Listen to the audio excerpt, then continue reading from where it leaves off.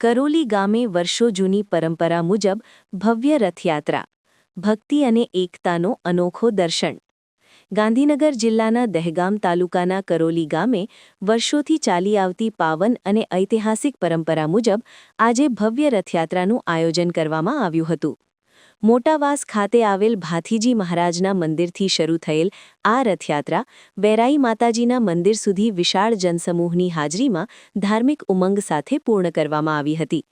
રથયાત્રા દરમિયાન ગામના ભક્તો, યુવાનો અને વડીલો મોટી સંખ્યામાં જોડાયા હતા. જય ભાથીજી મહારાજ અને જય વેરાઈ માતાજીના ગુંજતા જયઘોષોથી સમગ્ર ગામ ભક્તિમય બની ગયું હતું. પરંપરાગત રીતિ-રિવાજ મુજબ શ્રદ્ધાળુઓએ પોતે રથ ખેંચીને પોતાની આસ્થા અને શ્રદ્ધાનો ભાવ વ્યક્ત કર્યો હતો.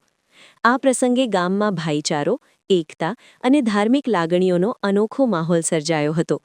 સમગ્ર આયોજન શિસ્તબદ્ધ રીતે પૂર્ણ થયું હતું, જે ગામના સંકલન અને સાંસ્કૃતિક વારસાનું જીવંત પ્રતિબિંબ પૂરું પાડે છે.